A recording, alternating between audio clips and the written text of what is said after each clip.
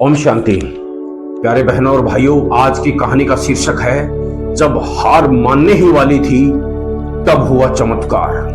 राजकोट के एक छोटे से ब्रह्मा कुमारी केंद्र में बहन सीमा सेवा करती थी। केंद्र नया था, जगह छोटी और सुविधाएं कम, और लोग बहुत कम आते थे।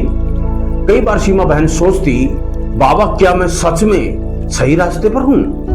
इतना प्रयास करती हूं फिर भी कोई परिवर्तन क्यों नहीं दिखता। एक दिन दोपहर को अकेली ध्यान में बैठी थी। गर्मी बहुत थी, बिजली भी चली गई थी।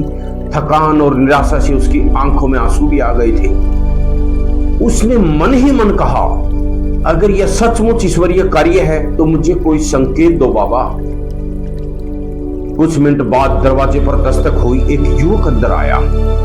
बहन जी, क्या यहाँ ध्यान सिखाते हो? मेरी माँ बहुत बीमार है। उन्होंने सपना देखा कि सफेद वस्त्र में कोई दीदी कह रही है कि शिव बाबा को याद करो, सब ठीक हो जाएगा। सीमा बहन की आंखें भर आई। उसने मन ही मन कहा कि बाबा, आपका जवाब मिल गया। उस दिन से उसने और दृढ़ निश्चय किया कि चाहे परिस्थिति कैसी भी हो, सेवा रुकनी नहीं चाहिए। धीरे धीरे केंद्र में आने वालों की संख्या बढ़ने लगी। वही युवक और उसकी माँ आज उसी केंद्र पर सक्रिय सहयोगी हैं। सीमा बहन अक्सर कहती हैं कि जब हम सच्चे दिल से बाबा का काम करते हैं तो खुद बाबा साधन बन जाते हैं, बस हमें धैर्य रखना होता है।